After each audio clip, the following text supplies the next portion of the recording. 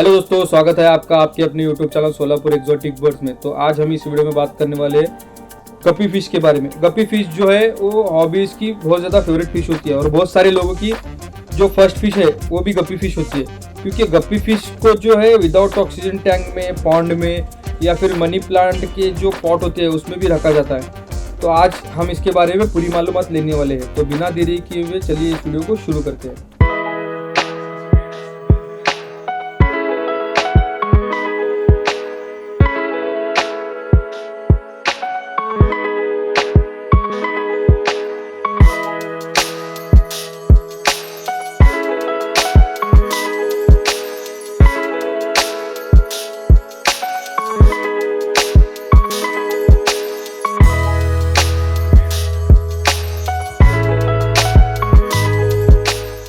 तो गप्पीज जो है वो एक्चुअल में बिलोंग करती है Antigua, Barbuda, Barbados, Suriname, Guyana, Trinidad, Tobago और वेनेजुला से। लेकिन बाद में मार्केट में जब इसकी डिमांड बहुत ज्यादा बढ़ गई तो ये ऑल ओवर वर्ल्ड ब्रीड किया जाने लगा और अभी फिलहाल ये पूरे दुनिया के हर एक कोने में हॉबीज के लिए अवेलेबल होती है। गप्पी फिश जो है वो लाइब्रिंथ फिश है, इसलिए आप इसे विदाउट ऑक्सीजन टैंक यानी कि विदाउट एयर पंप के टैंक में भी रख सकते हो और विदाउट फिल्ट्रेशन के टैंक में भी रख सकते हो। लेकिन मेरा सजेशन है कि आपको फिल्ट्रेशन लगाना होगा, क्योंकि पानी की क्वालिटी उससे बेहतर हो जाती है। हाँ, अगर आप एरिएशन नहीं भी लगाओगे तो चलेगा, कोई उसमें दिक्कत नहीं है, क्योंकि ये डायरेक्ट एयर ब्रीथ करती है। जैसे कि मैंने आपको पिछले वीडियो में बताया था, बीटा फिश जो है वो लाइब्रिंथ फिश है, वैसे ही गप्पी फिश जो है वो लाइब्रिंथ फिश है। गप्पी फिश के लिए आइडियल टैंक साइज है 2 फीट का टैंक। 2 फीट के टैंक में आप गप्पी आसानी से रख सकते हो। उसके लिए हाइडिंग स्पेस प्रोवाइड कीजिए, वो आसानी से आपके पास बहुत ज़्यादा ब्रीड करना स्टार्ट कर देगी। गप्पी फिश का जो है वो 45 डेज से लेकर 50 डेज का ब्रीडिंग पीरियड होता है, यानी कि हर 45-50 डेज के अंदर वो बच्चे देना शुरू हो जाता है जब अडल्ट हो जाता है। तो बहुत सारे लोग इसका ब्रीडिंग भी लेते हैं। अगर आप प्लांटेशन में गप्पी फिश रखते हो तो ये बहुत ज़्यादा मात्रा में ब्रीड करता है, जो कि नॉन प्लांटेड टैंक में उतना ज़्यादा ब्रीड नहीं होता है। तो आपको अगर ब्रीडिंग करना है प्लांटेड टैंक में, आप गप्पी फिश का ईजिली ब्रीड कर सकते हो। और आप अगर बिना ध्यान दिए या बहुत कम ध्यान दिए केयरलेसली अगर ब्रीड करना चाहते हो तो आप एक बड़ा सा पॉन्ड बना लीजिए, 6 या 8 फीट के आसपास का पॉन्ड बना लीजिए। उसके अंदर आप एक्वेटिक प्लांट्स आते हैं, यानी कि लोटस हो गया या फिर जो अंडर वाटर जो प्लांट्स होते हैं एक्वेरियम के लिए जो हम यूज़ करते हैं, ट्राइपाइटेटा, फिर हाइड्रोकोटाइल क्रिप्टोकॉर्निया, अनुबियास या फिर अमेजोन सॉर्ड या कोई भी वैरायटी जो भी आप रखना चाहते हो वो आप अंदर अगर फार्मिंग कर दोगे, यानी कि अगर आप अपने पॉन्ड के अंदर अगर प्लांटेशन कर दोगे तो वहाँ पे आपके गप्पीज के जो फ्राइज होते हैं, फ्राइज यानी कि जो बच्चे होते हैं, उनको हाइडिंग स्पेस आसानी से मिल जाता है और बहुत ज़्यादा ब्रीड निकलने का चांस होता है। क्योंकि जब भी गप्पी बच्चे देती है तो फीमेल खुद भी अपने बच्चे खा जाती है और अदर फिश भी उसके बच्चे खा जाते हैं। क्योंकि ये फिश में ये थोड़ा वो ड्रॉबैक भी आप बोल सकते हैं कि हर एक फिश में कुछ ना कुछ ड्रॉबैक होता है, वैसे ही गप्पी में ड्रॉबैक है। गप्पी यानी कि बहुत सारे फिशेस में ये ड्रॉबैक होता है कि वो अपने बच्चे खुद ही खा जाते हैं। ये नेचर का रूल है, अभी इसमें हम लोग कुछ नहीं कर सकते। तो हम इसमें एक काम कर सकते हैं कि उसको हाइडिंग स्पेस प्रोवाइड करना होगा। हाइडिंग स्पेस प्रोवाइड करने से क्या होता है, जो भी छोटे छोटे बच्चे होते हैं ना, वो हाइड हो जाते हैं, दूसरे फिश का शिकार होने से बच जाते हैं। गप्पी फिश में बहुत ज़्यादा वैरायटीज़ है, यानी कि ज़ेब्रा गप्पीज़ हो गया, डेल्टा गप्पीज़ है, फैंसी गप्पीज़ में भी बहुत सारे वैरायटीज़ है, डम्बो एयर गप्पीज़ है, वेलटेल गप्पीज़ है, 24 कैरेट गोल्डन गप्पी है, ब्लू गप्पी है, टेक्सास रेड गप्पी है, यानी कि बहुत सारे वैरायटीज़ गप्पी में अवेलेबल होते हैं। और जितना रेयर गप्पी होगा उतना ज़्यादा प्राइस होगा। गप्पी का प्राइस जो है ऑलमोस्ट 30 रुपये से लेकर 4-4.5 हज़ार तक भी जा सकता है। वो उसकी क्वालिटी पे और उसके अवेलेबिलिटी पे डिपेंड करता है। तो बहुत सारे लोग बोलते हैं कि इतना छोटा सा फिश है, इतना महंगा कैसे आता है। तो भाई देखो, ऐसा है, जब कोई चीज़ मार्केट में डिमांड में आती है और उसका सप्लाई बहुत ज़्यादा कम होता है तो उसको ऑटोमेटिक उसका प्राइस जो है बढ़ना स्टार्ट हो जाता है। हाँ, लेकिन अगर मार्केट में बहुत ज़्यादा अवेलेबल है और उसका मार्केट में डिमांड कम है तो वो चीज़ का प्राइस कम होने लगता है। ये मार्केट का तो रूल बहुत सारे लोगों को पता ही होगा। तो गप्पीज में हम जेंडर कैसे कंफर्म करते हैं? गप्पीज में जेंडर कंफर्म करना बहुत ज़्यादा इजी होता है, क्योंकि मेल की जो पूरी बॉडी है वो पूरी कलरफुल रहेगी और फीमेल का जो सिर्फ फिन का एरिया है या फिर हाफ बॉडी है वो कलर वाला रहेगा और बाकी जो रहेगा वो ग्रे या फिर ट्रांसपेरेंट रहेगा। इससे हम अंदाज़ा लगा सकते हैं कि मेल कौन सा है, फीमेल कौन सा है। दूसरा इसमें डिफरेंस है, मेल जो है वो स्लिम होगा और फीमेल जो है वो मोटी होगी, क्योंकि उसको ऑब्वियसली एग्स उसके अंदर जब कैरी करने होंगे तो उसके बॉडी का साइज तो बड़ा होना ही है। तो ये दो डिफरेंस से आप आसानी से मेल फीमेल पता कर सकते हो। और गप्पी आप समझो, अभी जिब्रा गप्पी आप ले लिए मेल, और फीमेल अगर डेल्टा गप्पी का लगा दिए तो भी वो इजीली ब्रीड कर सकता है, क्योंकि गप्पी में कलर म्यूटेशन है, वो सेम स्पीसीज है, तो आप इजीली अलग अलग वैरायटीज के गप्पी लेकर उससे ब्रीड कर सकते हो। ज़रूरी नहीं है अगर आपने डेल्टा का मेल लिया है तो डेल्टा की ही फीमेल लगेगी, या फिर ज़रूरी नहीं है कि आपने जिब्रा का मेल लिया है तो जिब्रा की ही फीमेल लगेगी। आप कोई भी मेल किसी भी फीमेल के साथ लगा सकते हो। हाँ, लेकिन जितना मेरे को पता है कि अगर आपको ब्रीडिंग करवाना है गप्पी तो एक मेल के पीछे 3 फीमेल का आपको रेशियो रखना होगा, 1:3। यानी कि अगर आपके पास एक मेल है तो उसके हिसाब से आपको 3 फीमेल रखना होगा। अगर आपके पास 10 मेल है तो उसके हिसाब से आपको 30 फीमेल रखना होगा, जिससे कि आपकी ब्रीडिंग में आसानी हो सके। क्योंकि मेल जब बार बार मीटिंग करने के लिए एक ही फीमेल को जब अप्रोच करता है तो इसमें मिस कैरेज होने का चांस बहुत ज़्यादा बढ़ जाता है, या फिर कभी कभी मेल बहुत ज़्यादा हिट पर आने के बाद फीमेल को मार भी सकता है, उसको टॉर्चर कर करके उसको स्ट्रेस में डाल के मार भी सकता है। अब जानते हैं गप्पी फिश के टैंक मेट्स कौन से होते हैं।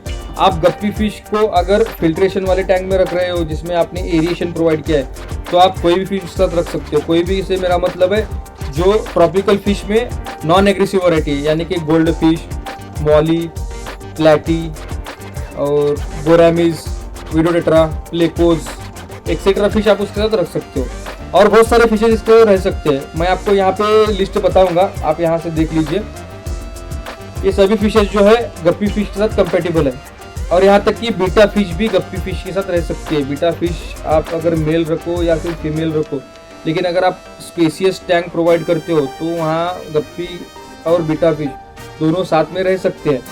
और अगर आप प्लांटेशन कर रहे हो तो बहुत ही ज़्यादा अच्छा होगा, क्योंकि प्लांटेशन के अंदर कोई भी फिश हो, यानी कि बीटा फिश हो या फिर गप्पी फिश हो, ये अपना पूरा का पूरा 100% कलर शो करते हैं। क्योंकि फिश जब भी हेल्दी होता है, हैप्पी होता है, तभी वो अपना पूरा का पूरा कलर शो करता है। अभी बहुत सारे लोग बोलेंगे कलर शो करने में क्या बहुत बड़ी बात है। तो भाइयों, इसमें फिश में जो है, जब फिश आपका स्ट्रेस में चला जाता है, ये बहुत सारे नए हॉबीज को पता नहीं है इसलिए मैं बता रहा हूँ। जब भी आपका फिश स्ट्रेस में चला जाता है तो वो अपना पूरा का पूरा कलर डल कर लेता है, और जब हैप्पी मूड में होता है तो अपना पूरा कलर वापस रिगेन कर लेता है, और कभी कभी बहुत ज़्यादा खूबसूरत दिखने लगता है, क्योंकि बहुत ज़्यादा हैप्पी होने के बाद वो बहुत ज़्यादा कलरफुल दिखने लगता है। और गप्पी फिश जो है, ये बहुत सारे लोग जो है इसको छोटा फिश मानते हैं, लेकिन ये आप मानोगे नहीं, ये जितना साइज में छोटा है ना, इसकी डेयरिंग उससे 10 गुना ज़्यादा बड़ी है। क्योंकि जब आप गप्पी फिश को किसी मॉन्स्टर फिश के सामने जब छोड़ते हो, यानी कि मान लो आपने गप्पी फिश को जो है वो ऑस्कर फिश के लिए फीडिंग के लिए डाल दिया है, तो गप्पी कभी भी डर के भागेगा नहीं, वो पूरे डेयरिंग के साथ मॉन्स्टर फिश के सामने जाएगा उसका मुआयना करने के लिए। हाँ, वो बात अलग है, मॉन्स्टर फिश उसको आसानी से 1 सेकंड के अंदर खा सकता है, लेकिन गप्पी कभी भी डर के भागता नहीं है। तो अगर आप मॉली डाल दोगे तो मॉली जो है बड़ी फिश को देखते के साथ वो एक तो हाइड हो जाएगा या फिर स्पीड में भागना चालू कर देगा, लेकिन गप्पी जो है वो कभी भागता नहीं है, वो अपनी प्रॉब्लम्स को फेस करता है। गप्पी फिश के लिए आइडियल टेम्परेचर है 30 डिग्री सेल्सियस। अगर आपको गप्पी फिश हेल्दी रखना है, हैप्पी रखना है, तो आपको अपने टैंक का टेम्परेचर जो है 30 डिग्री सेल्सियस से ऊपर या फिर नीचे जाने नहीं देना है। अगर आप 30 डिग्री सेल्सियस रखोगे तो आपके गप्पीज के फ्राइज भी आसानी से पल जाएंगे, गप्पी फिश भी आसानी से पल जाएंगे। और बहुत सारे लोग कंफ्यूज हो जाते हैं कि जो नालों में पाई जाती है गप्पी, वो गप्पी और अपनी एक्वेरियम की गप्पी सेम है। तो भाइयों, मैं आपको बताता हूँ, जो नालों में पाई जाती है, जिसको हम गटर गप्पी यहाँ लोकल में कहते हैं, ऑल ओवर इंडिया उसके अलग अलग नाम होंगे ऑब्वियसली, लेकिन यहाँ पे हम लोकल में उसे गटर गप्पी कहते हैं। गटर गप्पी जो है वो हार्डी फिश है, इंडियन नेटिव स्पीसीज है, यानी कि वो अपने क्लाइमेट के हिसाब से ढल चुकी है ऑलरेडी, और उसमें ज़्यादातर कलरफुल भी नहीं होती है वो, और उसमें उतना ज़्यादा कलर भी नहीं होता है क्योंकि वो अपने नेचर के अकॉर्डिंग ढल चुकी है। लेकिन जो हम लोग पालते हैं एक्वेरियम में वो फैंसी गप्पीज़ है, तो फैंसी गप्पीज़ की जो ब्लड लाइन है वो अपने नेटिव गप्पीज़ से जो है वो उनके कंपैरिजन में बहुत ज़्यादा वीक होती है। तो इसके लिए हमें फैंसी गप्पीज़ का ध्यान रखना होता है। इसे माइट्स भी अटैक कर सकते हैं, एंकर वॉर्म भी अटैक कर सकते हैं, और वाइट स्पॉट भी होते हैं, तो आपको इसका ट्रीटमेंट हमेशा करते रहना होगा।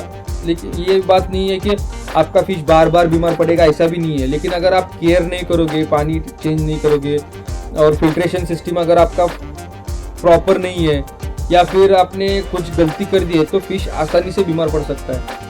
तो जब भी आप फिश कीपिंग हॉबी में अगर घुसना चाहते हो या फिर अपने घर में छोटा सा एक्वेरियम वगैरह लगाना चाहते हो तो मेरी मानो तो आप सिर्फ पानी क्लीन करने पर ध्यान दीजिए, आपका फिश ऑटोमेटिक उसमें पल जाएगा। क्योंकि जब आपका पानी का कंडीशन प्रॉपर है, फीडिंग बराबर है, आप लाइट टाइम टू टाइम देते हो। अभी लाइट से मैं आपको एक पॉइंट बताता हूँ, जब भी आप एक्वेरियम में लाइट लगाते हो तो आपको इतना सोचना है, बस नेचर में कैसा होता है। नेचर में सुबह में 6 बजे के आसपास सूरज निकलता है, शाम में 8 बजे के आसपास पूरी तरह अंधेरा हो जाता है, लेकिन चांद की रोशनी रहती है। 30 दिन में से सिर्फ एक दिन ऐसा होता है जिसको अमावस्या कहते हैं। अमावस्या के दिन पूरी तरीके से ब्लैकआउट हो जाता है, लेकिन बाकी 29 दिन जो है चांद की रोशनी जमीन पर आती रहती है, जिससे कि ज़्यादा उजाला तो नहीं होता है, लेकिन जो फिशेस है, बर्ड्स है, वो एक दूसरे को थोड़ा ही क्यों ना हो देख सकते हैं। तो फिशेस में भी वैसा ही है, आपको सेम वैसा ही करना है। आपको 8 घंटे से ज़्यादा अपने फिश टैंक की लाइट चालू नहीं रखनी है, और जब रात में आप लाइट बंद कर दो तो आपको एक रूम में 0 बल्ब लगा के रखना है। 0 बल्ब लगाने से आपके फिशेस जो है वो एक दूसरे को आसानी से देख सकते हैं। 0 बल्ब लगाने से आपके फिशेस जो है वो एक दूसरे को आसानी से देख सकते हैं। नहीं तो क्या होता है, पूरा अगर ब्लैकआउट कर दोगे ना तो रात भर फिश स्ट्रेस में रहेगा, कहीं कोई दूसरा फिश उस पर आके अटैक न कर दे। वो अगर दूसरा फिश उसके आजू बाजू से भी चला जाता है, मान लो कि आपने गप्पी और गोरामिस साथ में रखे हैं, तो गप्पी और गोरामिस दोनों भी डरते रहेंगे कि गप्पी उस पर अटैक ना कर दे, गोरामिस उस पर अटैक ना कर दे। तो आपको इस बात का ध्यान रखना है, आपको 0 बल्ब लगा के रखना है। तो अगर आप ये सब कंडीशंस प्रॉपरली अपने फिश को दोगे तो आपका फिश इजीली पल जाएगा। और गप्पी फिश को जो है फीडिंग के लिए आप पैलेट्स भी यूज़ कर सकते हो, डाफनिया भी यूज़ कर सकते हो, ब्लडवर्म भी यूज़ कर सकते हो, और साथ ही साथ आप उसे माइक्रो पैलेट्स भी दे सकते हो, फ्लेक्स भी दे सकते हो। आप जो चाहे उसे फूड दे सकते हो। आपको कौन सा फूड देना है वो आप पे डिपेंड करता है, आपके बजट पे डिपेंड करता है। लेकिन मेरा सजेशन है कि आप रेगुलर उसे पैलेट्स दीजिए, हफ्ते में 2 से 3 बार आप उसे ब्लडवर्म्स दीजिए, जिससे कि उसको सब न्यूट्रिशन वगैरह मिलता रहे और आपकी फ़िश हेल्दी रहे। आपके पास एंकर वर्म होते हैं, लाइस होते हैं, कुछ भी प्रॉब्लम आता है तो आप मेरे को डायरेक्टली कांटेक्ट कर सकते हो। मैं उसकी मेडिसिन वगैरह आपको बता दूंगा, और उसका ट्रीटमेंट का प्रोसीजर भी होता है, वो प्रोसीजर भी मैं आपको बता दूंगा। आपके पास कोई भी फिश हो, कुछ भी प्रॉब्लम आता है तो आप मेरे को डायरेक्टली कांटेक्ट कर सकते हो। आप मेरे को व्हाट्सएप पे पहले मैसेज कर दो, अगर मैं आपको 2 से 3 घंटे के अंदर रिप्लाई नहीं देता हूँ तो आप मेरे को डायरेक्ट कॉल कर सकते हो। लेकिन प्लीज़ मेरे को आप डायरेक्ट कॉल मत कीजिए, क्योंकि मेरा भी थोड़ा टाइम शेड्यूल होता है, मैं भी थोड़ा बहुत बिजी होता हूँ। आप अगर मेरे को बार बार सब लोग कॉल करते रहेंगे तो मैं सबके आंसर्स तो देना पॉसिबल नहीं है। तो आप मेरे को मैसेज कर सकते हो, जब भी मैं आपका मैसेज देखूंगा आपको इंशाल्लाह रिप्लाई ज़रूर करूंगा। लेकिन अगर आपको 2 से 3 घंटे के अंदर मैंने रिप्लाई नहीं किया तो आप मेरे को डायरेक्ट कॉल कर सकते हो। लेकिन अगर आपकी बहुत ज़्यादा इमरजेंसी है, आपके एनिमल की बहुत ज़्यादा इमरजेंसी है, कोई भी एनिमल हो, कोई भी फिश हो, कोई भी बर्ड्स हो, अगर बहुत ज़्यादा इमरजेंसी है, अगर मैंने रिप्लाई नहीं दिया तो आपका एनिमल या फिर बर्ड जो भी है एक्सपायर भी हो सकता है, तब आप उस कंडीशन में मेरे को आप डायरेक्ट कॉल कर सकते हो। आप मेरे को किसी भी वक्त कॉल कर सकते हो, चाहे वो सुबह के 6 बज रहे हो या रात के 3 बज रहे हो, आप मेरे को कभी भी कॉल कर सकते हो, मैं आपको उसका सोल्यूशन बताऊंगा, लेकिन इमरजेंसी होने पर ही। लेकिन अगर इमरजेंसी नहीं है, कुछ अर्जेंसी नहीं है, आपका बर्ड वगैरह हेल्दी है, कुछ प्रॉब्लम नहीं है, थोड़ा बहुत कुछ प्रॉब्लम हो चुका है, तब आप मेरे को व्हाट्सएप पर मैसेज डाल दीजिए, मैं उसका आपको इंशाल्लाह ज़रूर रिप्लाई करूँगा। तो उम्मीद है आपको वीडियो अच्छा लगा होगा। कुछ पॉइंट्स मैंने इसमें कवर करने की कोशिश की है, कुछ पॉइंट्स शायद छूट भी चुके होंगे, तो इंशाल्लाह नेक्स्ट वीडियो में उन पॉइंट्स को भी मैं आगे धीरे धीरे कवर करता चलूँगा। अभी मेरी भी शुरुआत है ये, तो उम्मीद है आपको वीडियो अच्छा लगा होगा। अगर आपको इसमें से थोड़ा कुछ बहुत सीखने को भी मिला तो प्लीज़ वीडियो को लाइक कीजिए, कमेंट कीजिए आपका जो भी एक्सपीरियंस रहा, और चैनल को सब्सक्राइब कीजिए। तो चलिए मिलते हैं किसी नए वीडियो में नए टॉपिक के साथ, तब तक के लिए अल्लाह हाफिज़।